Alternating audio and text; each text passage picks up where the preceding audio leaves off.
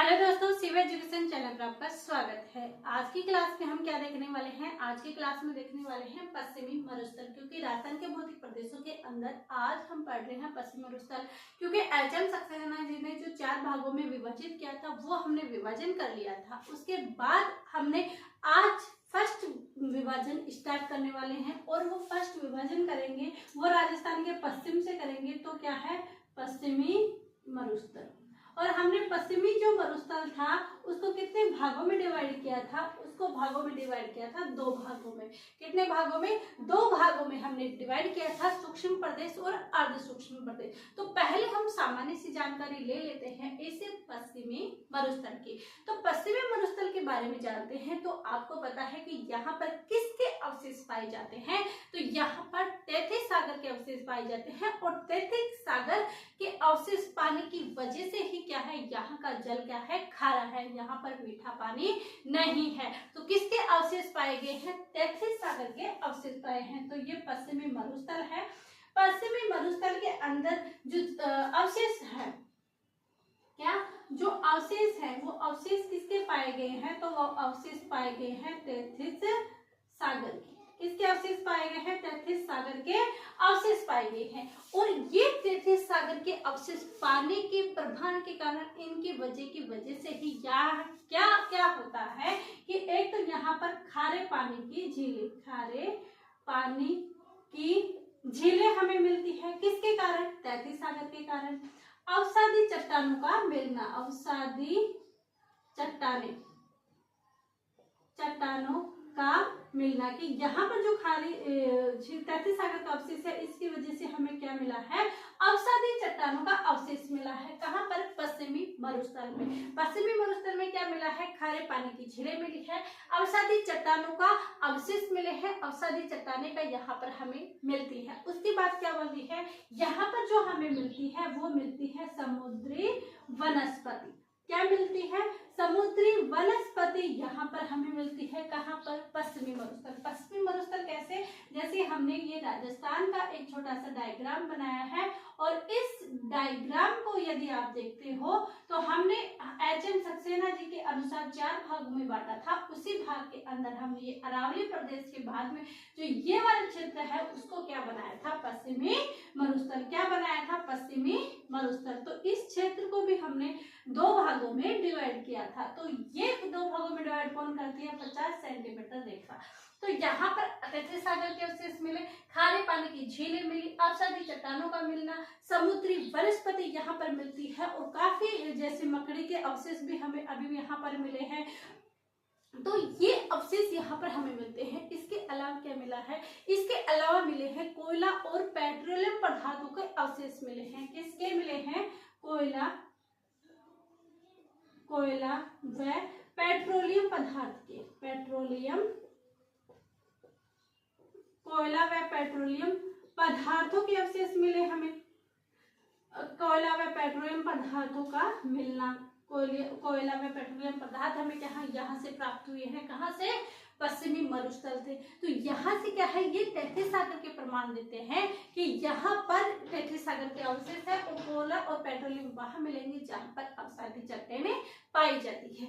अब आता है कि ये पश्चिमी मरुस्थल है, ये हिस्सा किसका है? यानी पश्चिमी मरुस्थल किसी के तो हिस्से में आता होगा। जी बिल्कुल। यदि हम विश्व स्तर पर देखें, क्या यदि हम विश्व के सापेक्ष में देखते हैं, विश्व के सापेक्ष के अंदर देखते हैं, यानी संपूर्ण विश्व के अंदर देखते हैं कि आखिर ये हिस्सा किसका है, तो विश्व के सापेक्ष के अंदर यदि हम हिस्सा देखते हैं तो ये किस हिस्सा हमें किसका नजर आता है? तो आपको पता है कि ग्रेट बैरियर आर्कटिक सागर यानी सहारा मरुस्थल जो कि अफ्रीका से मिलता है, वो विश्व के सापेक्ष में ये किसका हिस्सा मिलता है? सहारा मरुस्थल का। सहारा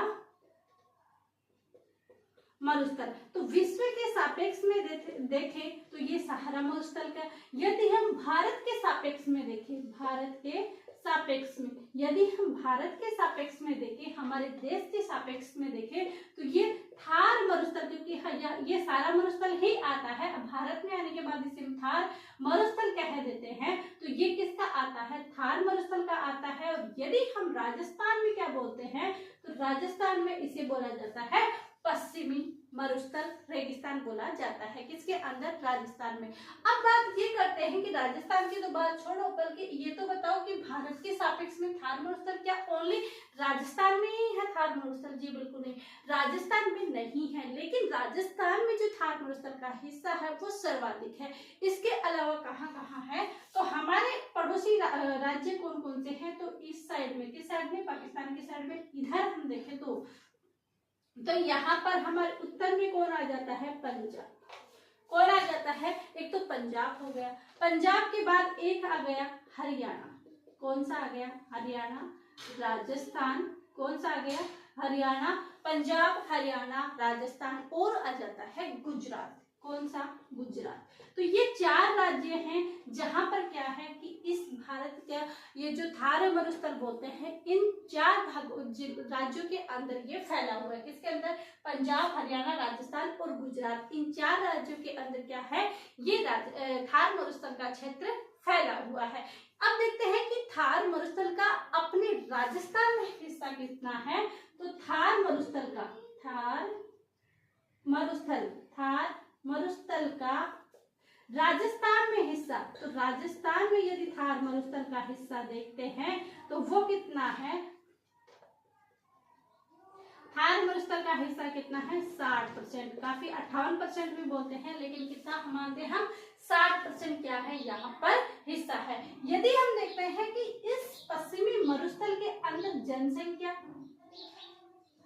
परसेंट कितना है और मरुस्थल का परसेंट कितना है, तो ये जो परसेंट है वो है कितना? ये है 40%। यहाँ जनसंख्या निवास करके क्षेत्र कितना है? 61.11%। तो 61.11%। थार मरुस्थल राजस्थान में हिस्सा देखिए 60% और जनसंख्या देखते हैं 40% निवास करती है, और मरुस्थल में कितना हिस्सा है थार मरुस्थल का? ये क्षेत्रफल के आधार पर कितना क्षेत्रफल यहाँ पर आता है, तो वो आता है 61.11%। तो मरुस्थल का यदि हम देखें कि इसका जो क्षेत्रफल है, क्या इसका जो क्षेत्रफल है वो कितना है? वो है 61.11%। तो ये चीजें यहाँ पर होती है पश्चिमी मरुस्थल के बारे में है। ऐसे ही हम कंटिन्यू क्लासें लेते आएंगे, आप ऐसे ही क्लास देखते रहिएगा, अधिक से अधिक शेयर कीजिएगा, लाइक कीजिएगा। और यदि आप अभी से अपनी तैयारी आपने स्टार्ट नहीं किया है तो कर दीजिएगा। कंपटीशन लेवल हाई हो चुका है। ओनली आपको मैं बता दूं कि ओनली क्लास लेने से भी आपका काम नहीं चलने वाला। क्लास तो ओनली कोई भी टॉपिक समझने के लिए होती है, बल्कि यदि आप रियली में डेवलपमेंट करना चाहते हो, अपने अंदर चाहते हो कि पास करना, तो बुक्स से रीडिंग करना चालू कर दो, बुक्स पढ़ना चालू कर दो। और ये वीडियो के अलावा यदि आप बुक्स पढ़ोगे तो वो टॉपिक आपको बहुत अच्छे से बिना परिश्रम के समझ में आएंगे। तो इसी के साथ ये क्लासें भी इम्पोर्टेंट है, क्योंकि यहाँ से सीधे डायरेक्ट क्वेश्चन आते हैं। क्लासों के अंदर से लगभग 80% क्वेश्चन कवर हो जाते हैं, लेकिन जो 10% होते हैं हाई लेवल के, जो अच्छे से पढ़ाई करता है वो कर पाते हैं, बल्कि जो 10% है वो बुक्स वाले पढ़ाई करते हैं उनसे होता है। तो अपनी पढ़ाई भी जारी कीजिएगा। इसके साथ ही आप ये पूरे नोट्स बना लीजिएगा, ताकि ये रिवीजन के लिए आपको इम्पोर्टेंट रहेंगे। तो ये चीजें यहाँ पर होती है क्लियर।